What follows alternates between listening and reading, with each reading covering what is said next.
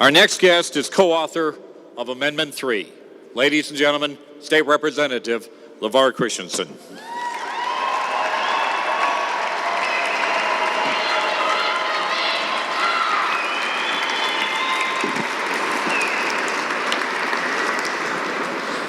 What a glorious sight. I can't thank you enough.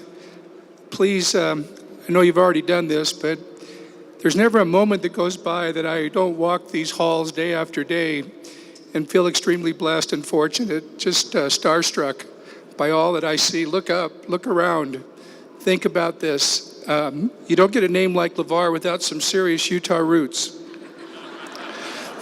And I can't help but think back to a great-great-grandfather that was in the very first House of Representatives, the first City Council of Salt Lake, to think about the literal reality of those who walked and walked and walked and came here to Utah.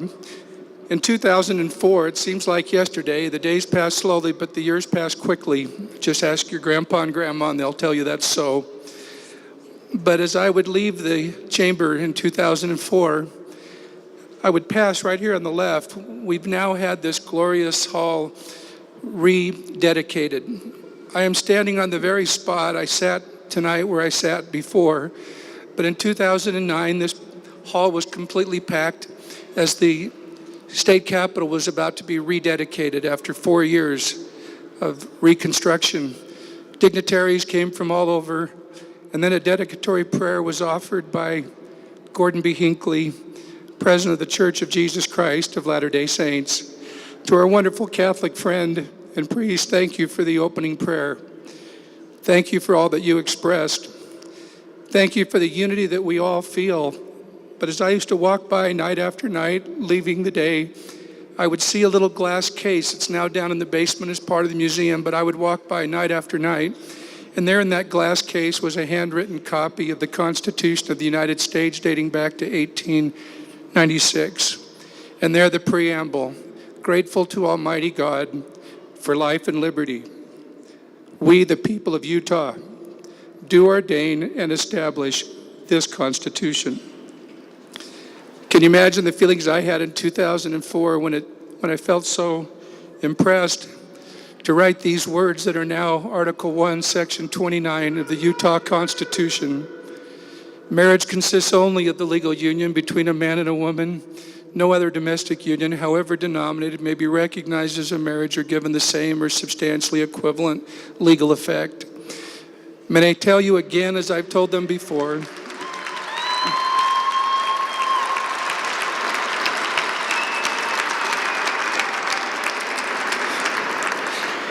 as that was passed by a constitutional 2/3 majority in the House behind me and the Senate above me, and signed by the governor below, all on behalf of the people of Utah, all as a constitutional rightful expression of the will of we the people. As that occurred, I said then, and I'll say it again tonight, and all who know me know this to be true. From the very depths of my soul, I express nothing but love and compassion, empathy and respect for every human being on this earth. You cannot look into the face of a single soul, those who oppose and those who disagree, and say, you have great individual worth. You have divine nature. We are truly children of God. But please know that our love, our kindness, our empathy, and our compassion, it does not depend on disobeying God and redefining marriage. That would be a violation of everything we know to be true and sacred.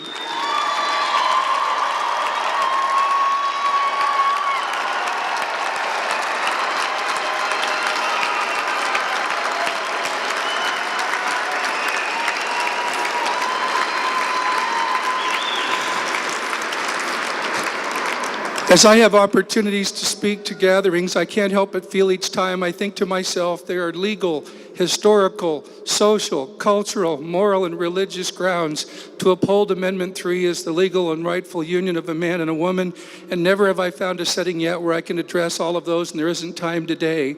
But may I just give you a little glimpse and tell you that time is always on the side of truth, that right makes might, and that the defense of Amendment 3 is absolutely correct. It's right, it's constitutional, it will win, it will prevail. The Declaration of Independence, our founding declaration, the spirit of this country, what Jefferson described as an expression of the American mind. We have not changed our mind. The sexual revolution does not trump the American Revolution. What you'll find...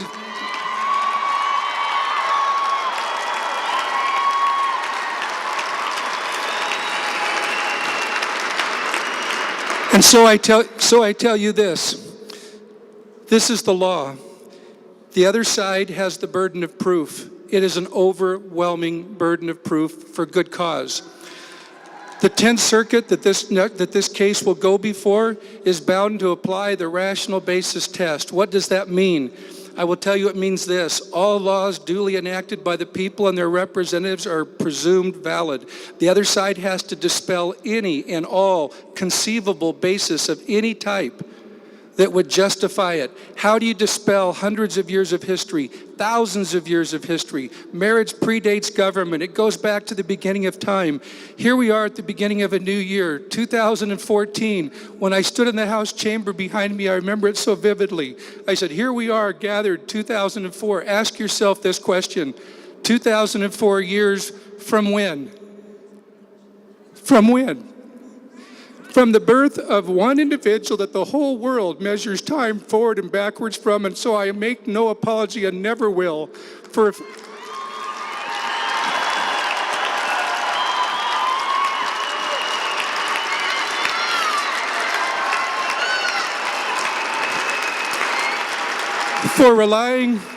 for relying on what that individual has said about the subject of marriage. Look up the United States Supreme Court. Look up their website. What will you find? You'll find a picture of the Chief Justice with his hand on the Bible, as all federal officers do, taking the oath of office. And if you open it, and if you quote from it, and if you live by it, and it's part of the history, the sacred history that the other side has to try to dispel, and they cannot. And so what you will find is that the courts have absolutely upheld that it's a rational, legitimate, let me just say it in Supreme Court language. Government has not only a legitimate state interest, but a compelling state interest in maintaining public order and morality. In democratic societies such as ours, legislatures, not courts, are designed and intended to respond to the will and the moral values of the people.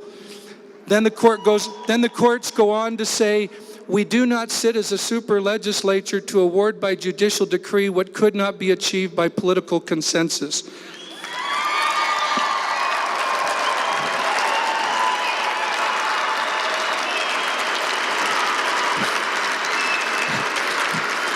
And let me give you one more profound sample from another court, echoing through the corridors of time.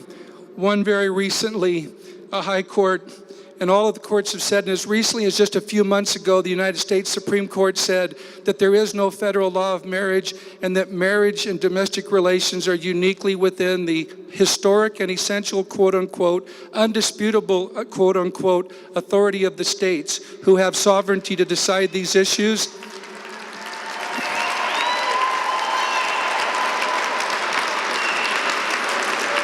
And so you have a high court saying as follows: by limiting marriage to opposite-sex couples, the state is not engaging in sex discrimination. There are rational grounds on which the legislature could choose to restrict marriage to couples of opposite sex. Plaintiffs have not persuaded us that this long-accepted restriction is a wholly irrational one, based solely on ignorance and prejudice against homosexuals. This is the question on which these cases turn. The court continues, the traditional definition of marriage is not merely a byproduct of historical injustice. Its history is of a different kind. The idea that same-sex marriage is even possible is a relatively new one. Until a few decades ago, it was an accepted truth for almost everyone who has ever lived in any society in which marriage existed, that there could be marriage only between participants of different sex. Therefore, a court should not lightly conclude that everyone who held this belief was irrational, ignorant, or bigoted. We do not so conclude.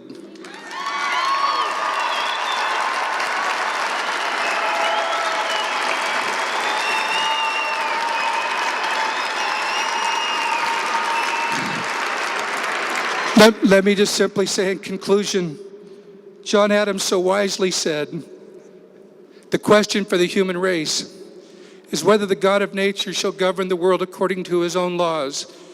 The people of Utah say yes, and that's constitutional. Thank you very much.